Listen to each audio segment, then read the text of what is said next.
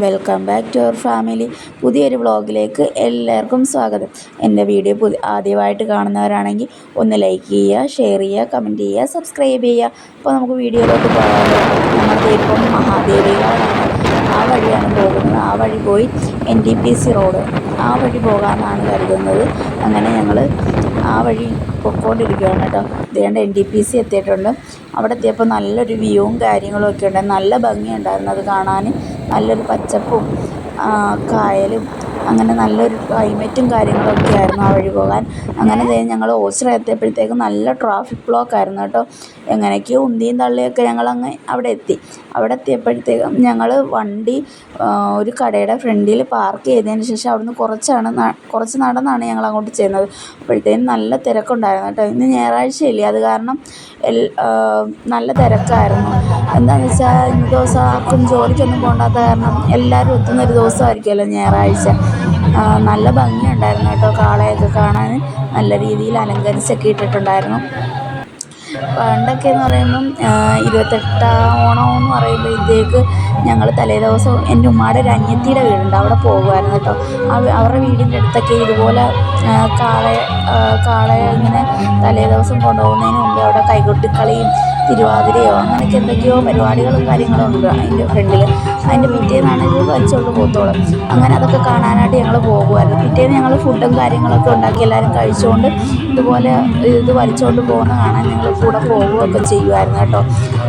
ഇപ്പം പല സാഹചര്യങ്ങളൊന്നും നമുക്ക് പോകാൻ പറ്റാത്ത ഒരവസ്ഥയല്ലേ.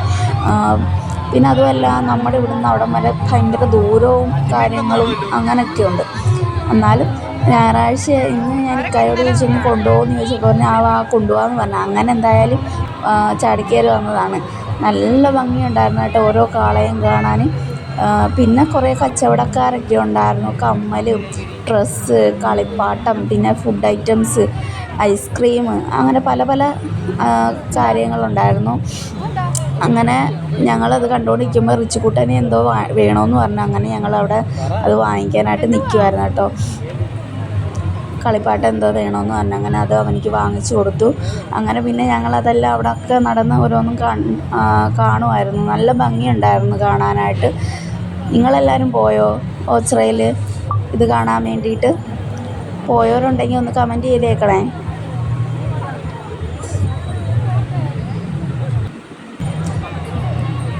എന്ത് രസമായിട്ടല്ലേ അലങ്കരിച്ചിട്ടിരിക്കുന്നത്. നല്ലൊരു വൈബും കാര്യങ്ങളൊക്കെ ആയിരുന്നു.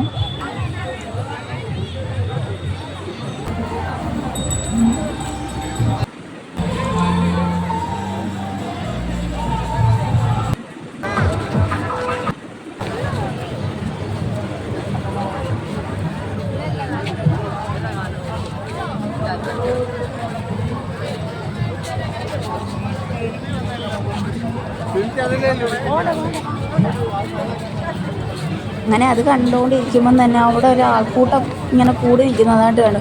അതെന്താണെന്നറിയാനൊരു ക്യൂരിയോസിറ്റി. അങ്ങനെ ഞങ്ങളും പോയി നോക്കി. അപ്പോഴാണ് ഈ കാഴ്ച കണ്ടത്. ഒരു ടയറിനകത്ത് തീയാക്കിയിട്ട് 2 പേര് അത് പിടിച്ചിട്ട് അതിലേക്കൂടെ ഒരാൾ ചാടുന്നു.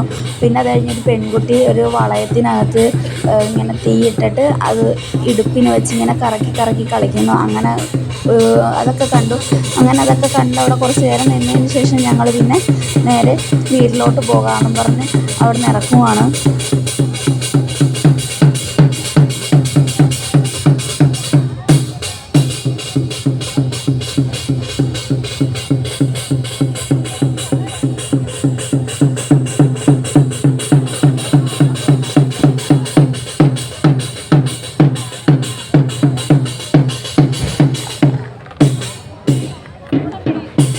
അങ്ങനെ എന്തായാലും അതെല്ലാം കണ്ട് തിരിച്ച് ഞങ്ങൾ പുറത്തിറങ്ങിയപ്പോഴത്തേക്ക് അവിടെ പാനിപ്പൂരി അങ്ങനെയൊക്കെയുള്ള ഐറ്റംസ് കണ്ടു. അങ്ങനെ ഒരു സെറ്റ് പാനിപ്പൂരിയും കഴിച്ചു. അങ്ങനെ വീഡിയോ ഇത്രയേ ഉള്ളൂ. Tata, bye bye, see U.